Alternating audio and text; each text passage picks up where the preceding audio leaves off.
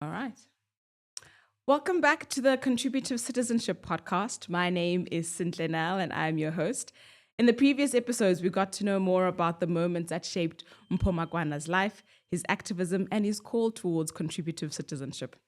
And while we have unpacked the concept and defined it through Mpho's personal lens, it's important to pause a little bit and reflect on early and similar concepts that have brought on the ethos of contributive citizenship. By unpacking the definitions, we can apply contributive citizenship in our lives and spheres of influence, just in order to map out the intriguing concepts that shape our understanding of society and relationships. Welcome to the Contributive Citizenship podcast. Dr. Makwan, good morning. Good morning, Miss Cynthia. How are you today? I am well. How are you? Oh, good. It feels like there's been some time between the previous episodes. Have you been keeping well, healthy, all that good. jazz? All good.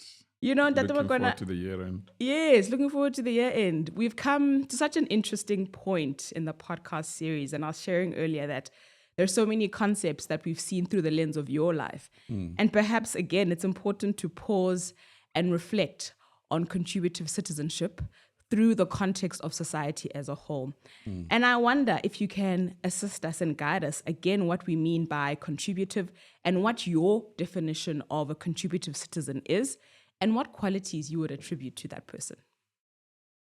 So perhaps let's step back a bit and just get firstly the context that shapes contributive citizenship. So for me, it goes back to a scholar, a political science scholar known as David Easton. He's known as the father of political science, or one of the fathers of political science. There's been political philosophers, thought leaders of the past, but the person who figured out how to model it into a system, David Easton, was the pioneer in that. So he makes the point that the political system works on inputs and outputs. Okay. So in business strategy and generally in strategy, we always start strategy by looking at what we call the macroeconomic environment, what I call the PESTEH, PESTEH. People talk about pastel, Yes. some talk about, so mine is PESTEH. So it's political, economic, social, technological, environmental, and historical factors. The H for me comes from a realization over years of practice that often if you look at the macroeconomic environment when you contemplate strategy in isolation to the historical context within which that business, industry, government occurs, you tend to miss very important nuances. So in South Africa, if you want to do a corporate strategy and not appreciate the historical factors that shapes diversity and inclusion, you'll miss a lot of nuances on the damage that apartheid has done on society, on mental health, on a whole host of things. Yes. So then David Easton says it's the PESTEH, then it's inputs and demands. Okay. So society, either collectively, individually, demand better services. And so they go to a government in the political system. So government is a player in the political system. They go to a government and demand regulations, laws, tariffs, you name it. And so government then, in its three arms, then has to figure out the legislative program. They have to figure out, for the executive, have to then be clear what the executive program is going to be. So how are they going to execute the laws? And then, of course, there's the referee, the judiciary, that has to make sure everything is done fairly and justly. And so that's how then democracy at its simplest is shaped. And the key thing then, when we start injecting the notion of contributive citizenship, is that the resilience of democracy requires, or the success of democracy requires resilient institutions and resilient people. So the resilient person, there's of course positive and negative resilience. So the positive aspect of that resilience is citizens that choose to make a contribution, and that's the positive side of contributive citizenship. There are citizens who belong to a community or radio station called WIIFM, What's in It for Me, that are driven primarily by self-interest and self-gain, and therefore they tend to then practice the opposite side of contributive citizenship, that being extractive citizenship. So when we talk about kleptocracy, so I think I've said in previous shows that in my view, in South Africa, we had the wrong conversation about state capture. We should have had the conversation in the context of a global trend of kleptocracy. Oh. Because we talk a lot about geopolitics, because the geopolitical aspect thereof is, you will find, that's why some of the people that are still being sought after today are hiding elsewhere in the world, because they have a network where other kleptocrats elsewhere in the world have given them safe passage. So equally, if you look back to the anti-apartheid movement as an example of how contributive citizenship may apply there, you had conscious activists, black and white, who said, no, this apartheid thing is wrong. Our positive take is we must contribute to a better society. Sure. And so they became champions under the umbrella of the anti-apartheid movement globally, of saying we want to see a free, democratic, non-racial, non-sexist South Africa. That is the biggest global movement. A shining example of how globally people can coalesce around contributive citizenship. So the glue that binds contributive citizens together is purpose and common purpose. So you need, as an individual, to have a sense of purpose and then build a network with fellow purposeful citizens, and therefore become a collective of contributive citizens, and then drive and champion a cause at the back of that. So in this instance then, one is saying that generationally, each generation has to reflect on their flavor, their perspective, their dimension of contributive citizenship. So perspective is, what is it that gives them a sense of clarity around their purpose? The dimensions would be, what is it that gives them measurable contribution around their purpose? And so, hence, at the outset, you would recall that I mentioned that in my book, there's 7 perspectives that shape contributive citizenship. The core of that, of those 7 perspectives, is the foundational perspective of, what is my life purpose? Why am I here on earth? What am I here to contribute? An author like Stephen Covey, in the book that he wrote in the 90s called Principle-Centered Leadership, complementing the 7 habits of highly effective people, he makes the point that there are 4 reasons why we're on earth. He says we're here on earth to live. You're here on earth to love and be loved. We're here on earth to learn. And fourthly, he says we're here on earth to leave a legacy. But the all-rounder of all those 4 things is, we're here to live our purpose. And so my sense is that each individual has a duty, often even at life stages where people feel they are already successful. I found people who succeed purely by fluke, not because they were purposeful. So the foundation, therefore, is defining your life purpose. Then you need to look at the 7 dimensions and say, my life purpose relative to dimension number 1, how do I show up as an individual? So as an individual, each individual is worried about, how do I make ends meet? Right. So there's a financial perspective of what is my financial outlook. Each individual has a duty to look after themselves. So there's a sense of health and longevity. You've got to have health goals that say, I'm going to keep my weight like this, I'm going to keep my cholesterol like this, diabetes, blood pressure, whatever. So once you've got those healthy living and eating and wellness goals, then you would thirdly then say, who am I in terms of how I show up? No, I'll show up as a lawyer, I'll show up as an accountant. So defining your profession or your sense of how you're going to pursue that livelihood. And then lastly, you would then figure out, relative to the example I gave of the anti-apartheid movement and relative to the political system in which you live, because you can't escape it, you live in a political system. Correct, yeah. Where do I stand as an individual relative to key principles that shape society?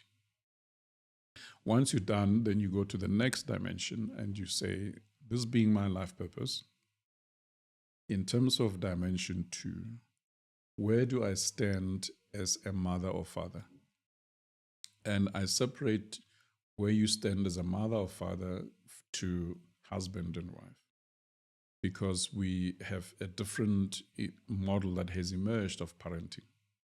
There are single fathers, there are single mothers, but most importantly, there are environments where children find themselves living with 2 fathers and 2 mothers.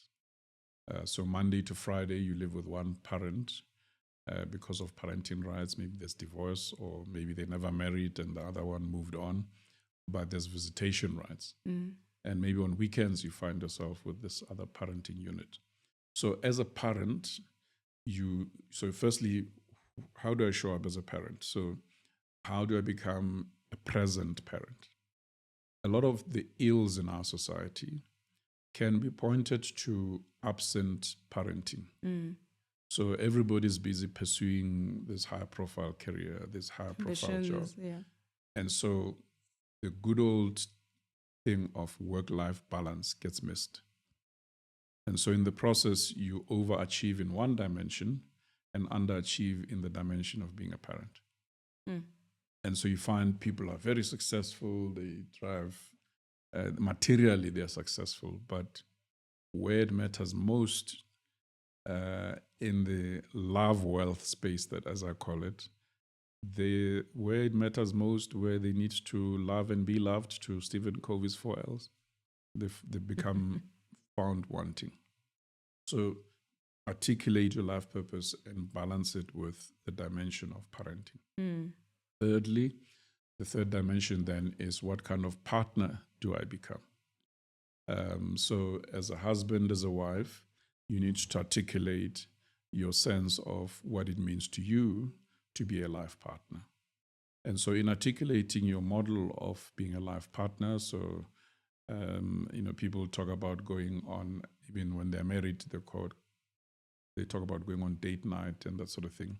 So it's those goals where you say, how am I going to stay connected with my partner? And there's a bit of maintenance there as well, right? Because you want the longevity of the relationship. You must articulate all those goals. And it sounds tedious, but a lot of psychological modeling teaches us that if you articulate your goals and you make them visible to where you see them daily, they actually manifest with your active pursuit, but also with your subconscious pursuit. You pre-program yourself to achieve. So then out of having articulated the third dimension, then you go to the fourth dimension and you say, relative to my sense of community, how do I show up? So again, there you'd have to define who's your community. So if you are back to the first principles, if you've articulated yourself as a politically active, contributive citizen, you would then probably have a community that is political, and so you'd belong to a political organization or a movement or a network. If you've articulated yourself in a certain profession, chances are you then become members of a professional association. If you articulate yourself in terms of a certain context of economic struggle, then you end up finding yourself in an organization like Black Management Forum, Abasa, all these many organizations that champion niche interests in the economy. If you articulated your community based on place of origin, you would find that either in the village or township or suburb where you grew up, there's something that you're involved with in the community. So have a model of how you are plowing back into society, into your defined community. And so then from there, you would then move on and say, what is my spiritual definition? And you then balance your life purpose with how you view your spirituality. If it's about ancestry worship, it means once a year you have to figure out who and how, what you slaughter to whatever ceremony. If you believe in the conventional versions of Christianity, it means you've got to make sure that the person who shows up on Sunday, if you're in the Christian faith, if you're in the Islamic faith, the person who shows up at mosque on Friday, if you practice the Sabbath, the person who shows up in the synagogue or temple on the Sabbath must be the same person that show up in dimension 1 at a personal level, that show up in dimension 2 as a parent, dimension 3 as a partner, and dimension 4 as a community member. Because if they're not synchronized, then you're being schizophrenic relative to your spirituality. They have to be one and the same thing. Yeah. Synchronized. And then the last 2 dimensions, then dimension 5 is the economy. So the dimension 6 is the economy. How do I show up as an economic being? Do I just work in the work I do because it puts bread and butter on the table, or am I actually expressing my life purpose in my work?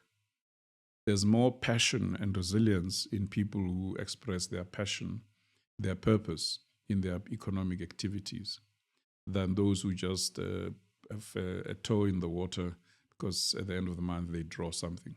In fact, I argue that other than the unethical kleptocrats, oligarchs, you are behaving like an extractive citizen when all you do is do a 9 to 5 because you want to get a check at the end of a pay point.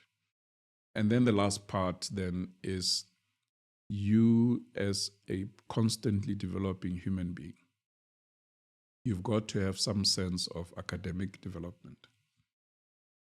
It doesn't mean that you do we all have to do PhDs. It simply means that each individual must answer the question. Again, Stephen Covey in one of his books called it sharpening the saw. It's constantly about saying, how am I ensuring that my knowledge is current, my knowledge is relevant? Because after all, we 9 to 5 or 24/7 were solving problems. In all these 7 dimensions, you're solving problems. If you read up on parenting, it helps you solve problems in dimension 2. If you read up on what is the current things that are keeping couples apart or how to prevent divorce, if ever there's such a book, then you're contributing to dimension 3. If you figure out things like why is the issues of climate change, why is the issues of poverty, the SDGs, you're contributing to dimension 4.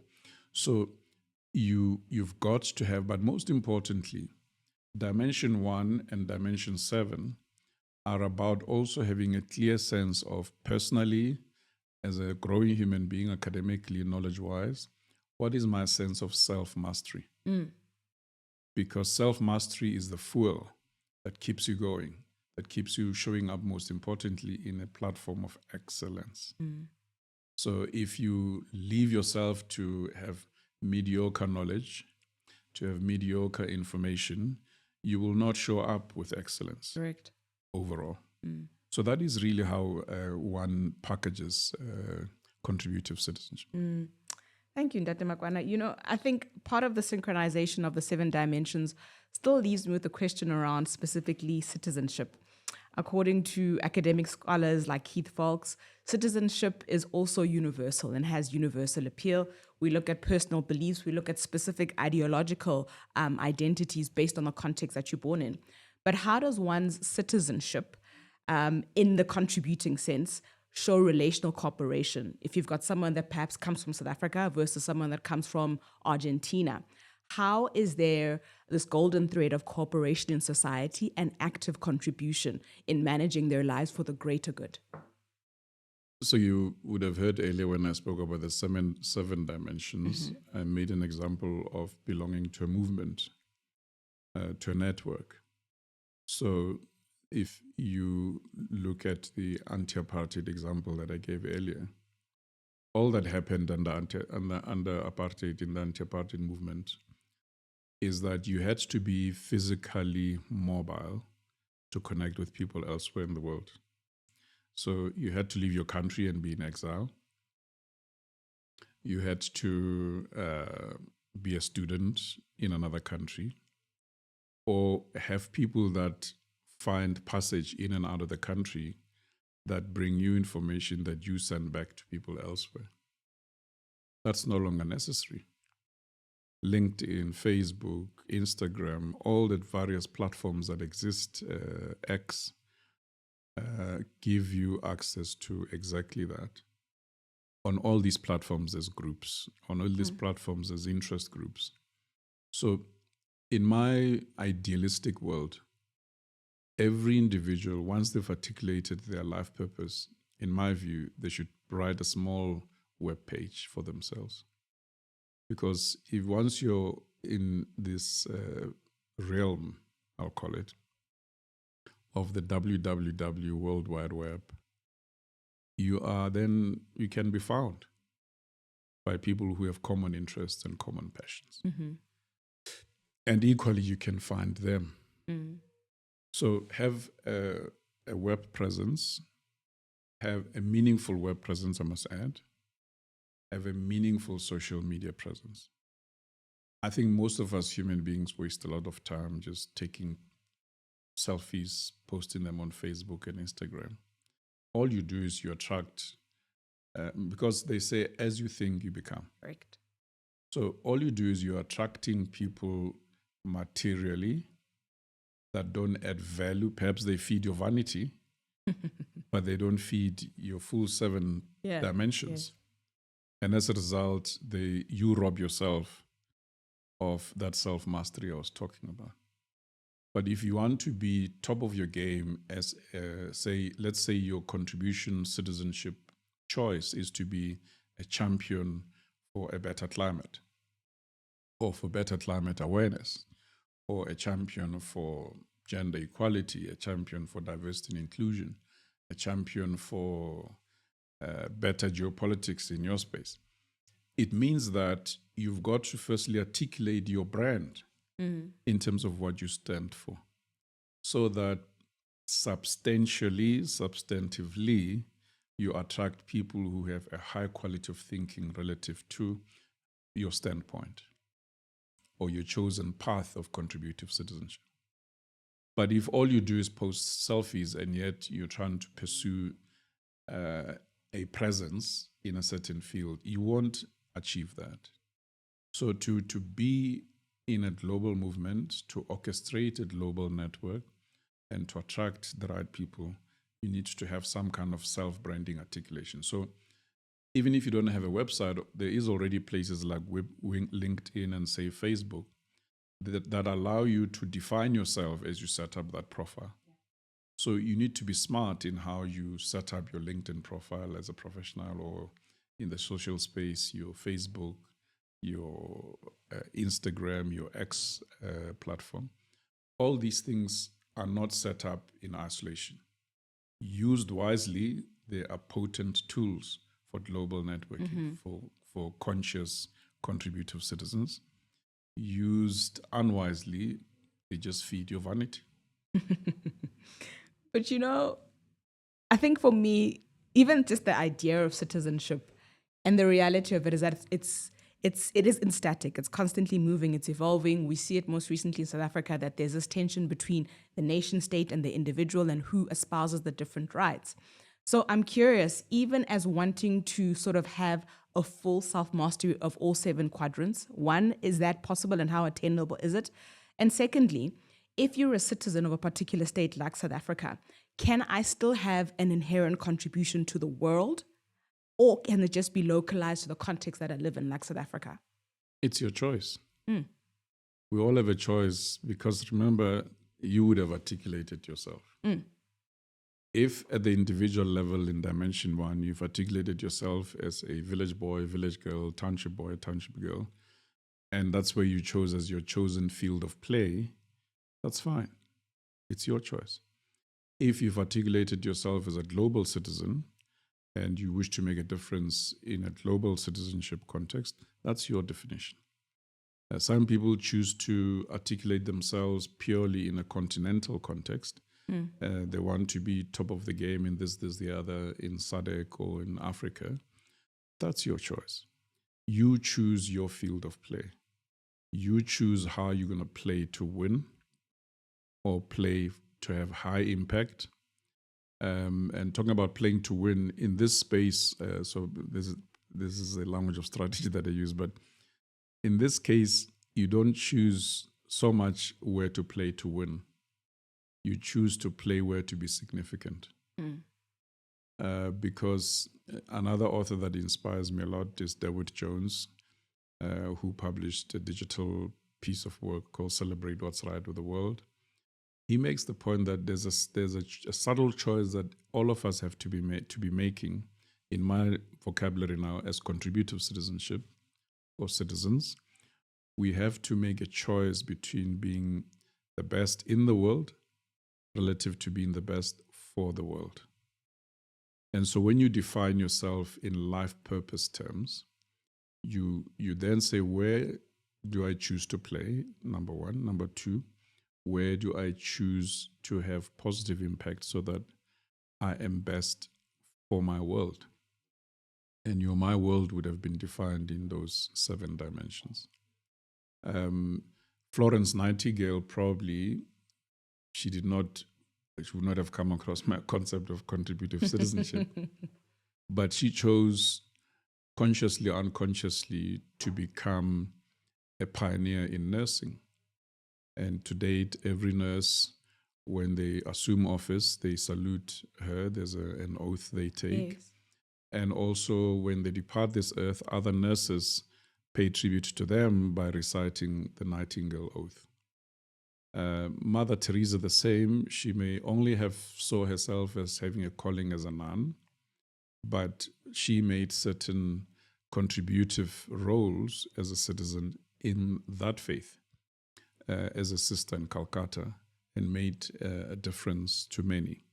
Yes, there are people who chastise her for this and the other, but in the main, she stood for something. And so those are choices you make in terms of where to play, how to play for significance, and how to then show up in the 7 dimensions as someone. The key thing is to leave a footprint, and is to say, in this lifetime, I think there's one author that wrote the book The Road Less Traveled, and he continues to say, if you've done this and this, then you have lived.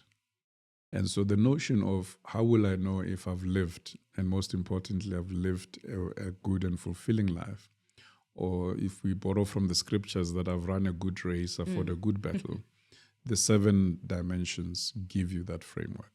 Dr. Magwano, you spoke about choice, and then it sort of had me thinking about your earlier point to say how some people are then given this baton, or it's a fluke of having this responsibility and living up to being a contributive citizenship. I wonder what you think about their inheritance and legacies that people are thrust into, not necessarily out of their own choosing, but because from a legacy standpoint, be it family, be it politics, this is the card that you've been dealt. Are they able to then unconsciously maneuver their way in finding that self-mastery? Or is it a lesson learned to say, this is the card I've been dealt with, I might as well be a contributive citizen? Look, in the early years of my evolution in the first or 2 podcasts, you remember I spoke to you about my grandfather, Edward Muleke Patudi. Yes. His legacy or his inheritance was royalty. He was destined to be the next chief of his tribe. But he said to his father, no, sorry, I've seen a different kind of nobility. Yes. That through which I wish to show up as an individual. I want to show up initially, he wanted to show up as a teacher.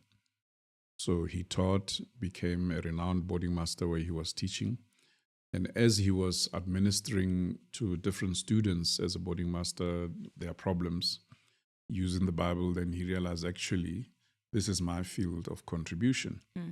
And so then he then went to seminar already at an advanced perhaps age in terms of early career development, and moved from being a teacher to being a priest. Little did he know he would become, I guess, a regionally renowned priest in the then Northern Transvaal, becoming the first black moderator of the Dutch Reformed Church. So it speaks to what I said earlier. Unearth your calling early, and it unleashes excellence, it unleashes passion in you. You get to pursue it meaningfully and show up meaningfully because you are living and breathing and working your chosen path of contribution guided by your life purpose. You know, we're increasingly interconnected and facing similar global challenges related to climate change, poverty, pandemics, and yet our reliance on each other is irrefutable. We need each other as human beings. You also spoke about this notion of a global citizenship. And in your view, what does it mean to be a global citizen in today's world? It takes us back to the David Easton model. The PSDA is local and local. Local is the acronym used for being globally localized.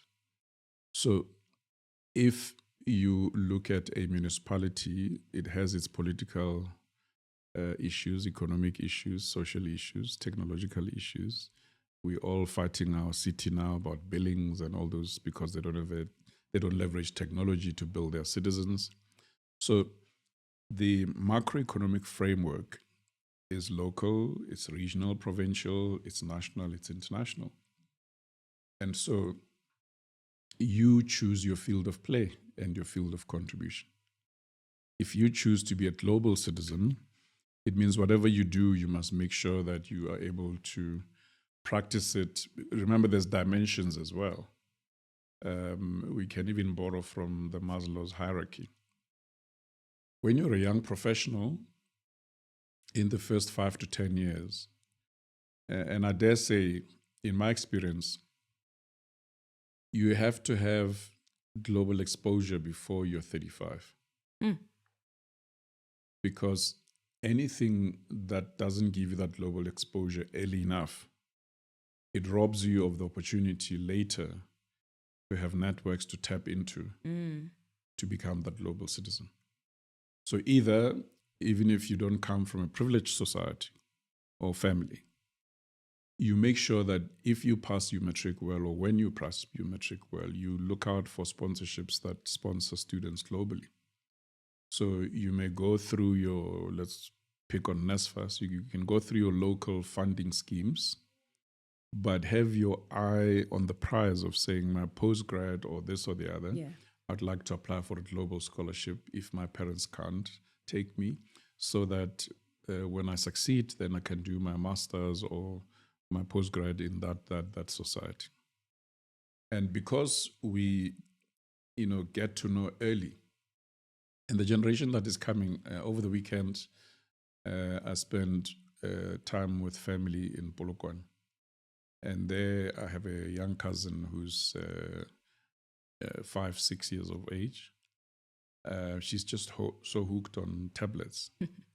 So I had my phone with me, my Android phone with me. And she says, so let me see your phone. Very instructive. So I say, yeah. And then she says, okay, hold. And then she starts playing around. She says, where's this game? I say, well, I don't play games on my phone. This one I use for work. She says, okay, hang on. And she already knows at that age how to use Google voice instructions. Sure. And good God, Google recognizes her voice. My word. She says, Google, find me, I think the game is called Slimy something. And then there it is, it pops up. She says, you see, you click here, then it loads. So I said, oh, okay. So now I'm a learner. And then she says, okay, wait. It takes 10 minutes to load. Now, how does a 5-6-year-old already comprehend this? And then it loads, and then she says, yeah, now let's play. She plays. And then she says, you see, you do this. Sure. You muddle your ink, and then you can do a rainbow and blah, blah, blah. Later, then I say, but what about your baby sister? The baby sister is about 4. Says, no, she plays this other game, XXX. I don't know the game. I don't have small children. And she, again, gives instructions, Google Voice, Sure. da-da-da-da. Google Voice pops the game up, then it needs Netflix. So I say to her, oh, sorry, I don't use Netflix on this phone. Says, oh, okay. She was short of saying, she says, and then she chucks my phone to the side. She says, let me go and show you how a real tablet works. She go gets her mother's tablet, bigger tablet than the phone. Comes with the tablet. She knows the password, the username of her mother's Netflix. Sure. Then she does that. She says, you see, this is on Netflix games, and now my baby sister can play. So now that child is already going to be a global citizen by the time they finish their primary school. The duty of the parents is to observe this early. In the 7 dimensions, try and not dictate, but try and discern what could be this child's sense of life purpose and start steering in that direction until she defines it herself at age 15, 16, 18, 21. But the thing we must not underestimate and not be oblivious to is that technology is narrowing geographical borders, because you asked me about global citizen. Technology is narrowing global geographical borders. Artificial intelligence is narrowing the learning curve. What those of us, I'm a Gen X, 54, going for 55, what took me 12 years to learn, children coming after me are going to know what I knew at 12 at age 5. Yep. I mean, at age 12, I had not seen a tablet. I had not seen a cell phone. They didn't exist. I only started seeing a cell phone when I started working, age 24, 25 in the new South Africa, when cell phones came to South Africa. Must have been that big brick. Yeah, mine was a Nokia. I never liked Motorola. But so if you think of that, then think of the people we tease as born before computers. You know, if you're 10 years older than me, or 20, you knew of a thing called a computer room. And there was a little cassette-like thing, like the old tapes we used to play Brook Benton music with. And only too few people were entitled to go into that room and insert the cassette and replace the cassettes when they are full, and so on and so on. Sure. Now, if you're born today, you're born like my 5-year-old cousin, knowing where the power button is for the password. And the password and. And God forbid, you even know there's something called Google Voice Command. So you don't even want to worry about the correct spelling. As long as you say it right, it pops up. Yeah. This is the Contributive Citizenship Podcast. We're in conversation with Mpoma Kwana on the granularity, on the granularity of contributive citizenship and how we can tap into a deeper understanding of the ethos. You know, Tate Makwana, most African scholars are skeptical about some of the things we've inherited from the West. Particularly in the African context, we've got Kenyan-born American academics like Professor Ali Amin Mazrui, who's quoted as saying, Africa as a whole borrowed the wrong things from the West. We borrowed the accusative appetites and not the entrepreneurial spirit. I want you to share what your thinking is around this quote. And then also, if you agree or not about what we've inherited in as far as institutions and some of the ideologies that come from the West, and how this ties into us as contributive citizens. So firstly, Ali Mazrui's point is, in my view, spot on. What I read, I first read his book when it came out. I was working for Ford Motor Company in the US at that time. In the 90s. And I just continued to follow over the years, and I found it helped me make a lot of sense of things in my change management work. And so really, the issue is It's back to the contributive versus extractive. It's back to the substantive versus the vanity issues. Even if now you look at how the majority of Africans use Instagram and Facebook, it's more the vanity side of it, which is similar to the acquisitive appetites of capitalism, rather than how do I use it to entrepreneurially and otherwise network and grow. So we are very quick to cling onto fashions, and we're very quick to cling on the unuseful side of those fashions and unuseful side of those evolutionary patterns. The second part that he mentions in that book is what he defines as the 7 functions of culture. And I think herein lies the perhaps directives of how we could use this, some of these things meaningfully. The 7 functions of culture, he mentions, among other things, that 1, culture defines our sense of perception of reality. So, there's words I can't use on this podcast, but there's an African American who says black people don't know shh. And he says, until you know how shh works, then you can't contribute in the world. And really all that he's saying is that understand the sense of how dots connect. And so in my work on systems thinking, we use the iceberg theory, that often we deal with things at the tip of the iceberg. And at the tip of the iceberg, what happens is you see events. So events would be like there's floods in winter in town X. So that's an event. And then we rush around, get shelter, and so on. We're dealing with the event. But if we pause and say, difficult as it is, what are the root causes of this? Why are we getting tennis ball size hailstorm in winter? Is it possible that beneath the iceberg, that maybe we don't have enough trees in our environment to ensure that moisture circulates and good air quality circulates? Or is there anything we can import?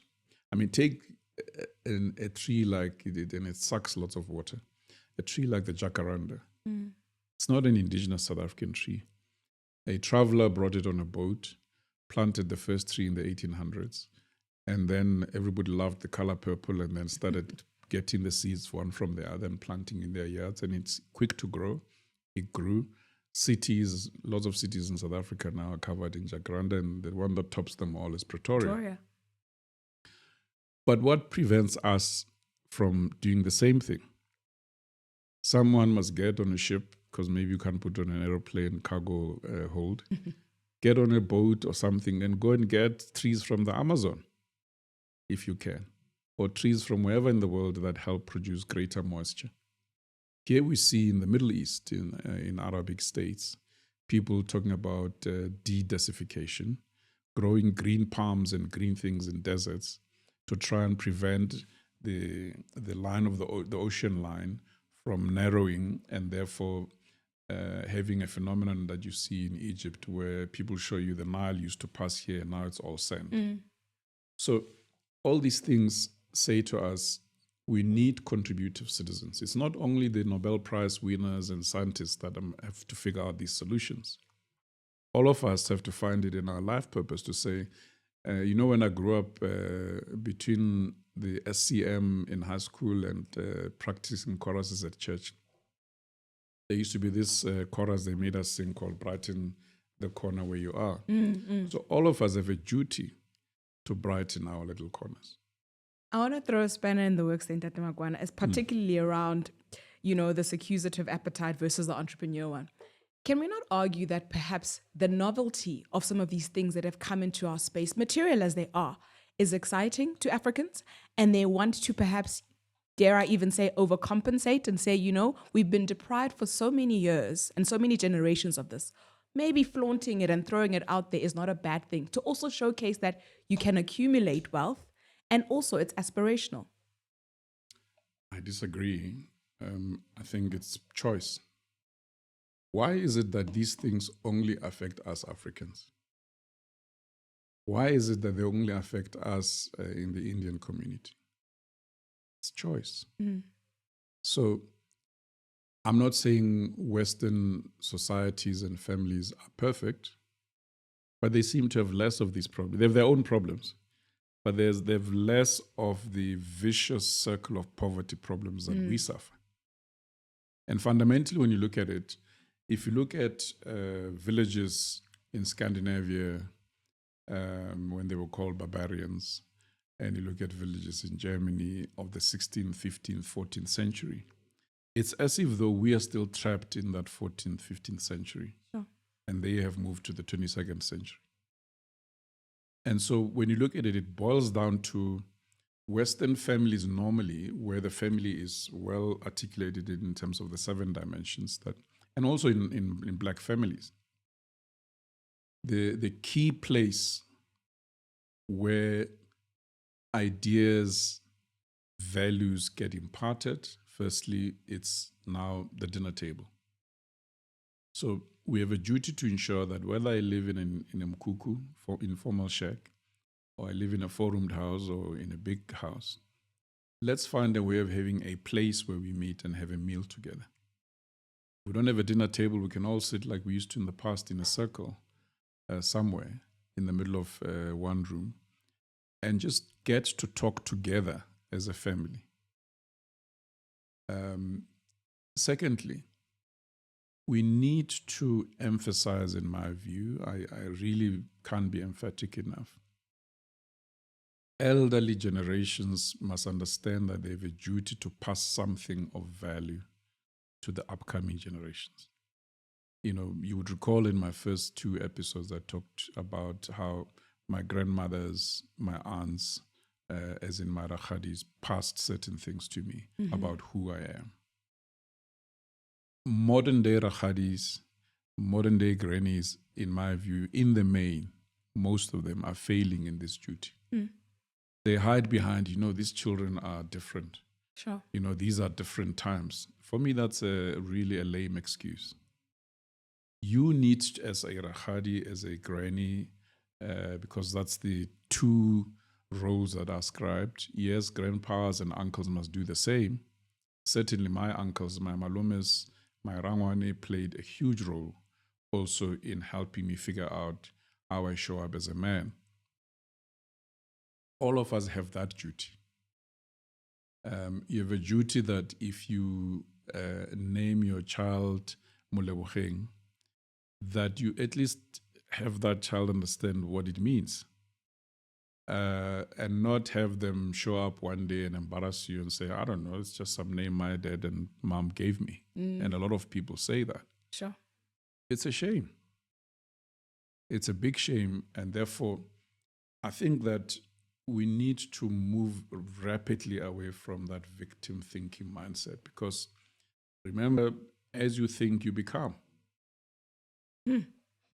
Thank you. I threw that in there, and I think you laid it down in as far as that personal responsibility and how we're contributing within our sphere of influence. I want us to step back a little bit, Ntate Makwana, and look at again the 7 dimensions and how they operate in the context of different institutions, particularly in the global order, multilateral institutions. We look at the United Nations, we look at the World Bank, and more continentally, the African Union. Do you think institutions that are multilateral have a role to play in making sure that contributive citizenship is taken up by different states? Do you think they promote contributive citizenship, or are they institutions that are more fluffy and policy instruments? So perhaps we can wrap up the balance of our 7 minutes of this podcast, and then in the next podcast maybe look at it in more in-depth. But the key issues, the David Easton political system, the reason I chose it, it actually shows you how these dynamics can play locally and globally. If you look at, for instance, the example of the anti-apartheid movement,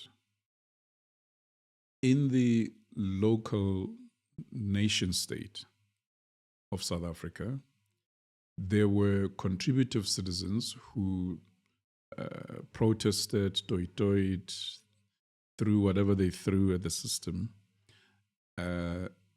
resiliently saying, and it was in the face of danger, often life and death, but they said, this system is bad for humanity, we don't want it.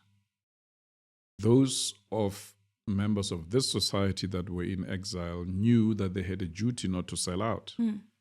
Because technically they could have said, oh, I've arrived in a different nation, let me just blend in and forget about home. But they loyally and committedly pursued the same common goal.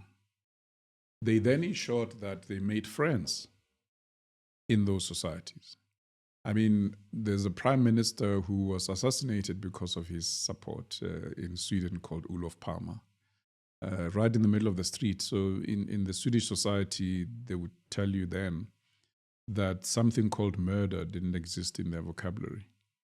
It was a safe society. And this prime minister was shot in daylight in the middle of the street, because most people in those parts of the world don't have lots of blue lights and bodyguards and whatnot, for hosting the then leader of the liberation movement in the form of Oliver Reginald Tambo.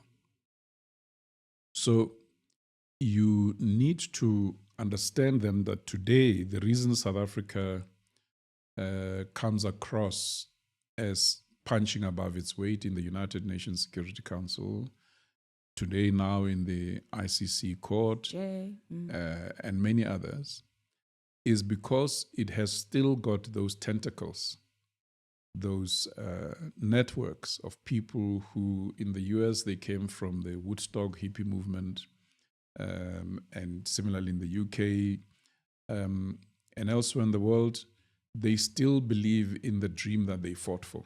There's this man in the British Parliament that everybody is fearful of, Lord St. John, and another one whose name escapes me that constantly exposes corrupt behavior. They're not doing that because they're spiteful. They're saying, hell, I contributed to the fight against apartheid, and I'm not going to make sure that my life was in vain to see what I fought for being squandered by people today who are practicing extractive citizenship. So the price you pay when you ask global members of the global citizenry to join in with you in your chosen field of contributive citizenship is you must remember that you have a duty to them to remain principled to what you got them to enroll for, to sign in for. The moment you deviate from what they believe they signed in on, they will appear to be turning on you, but they're not. They're simply sticking to the original principles that you enrolled them on.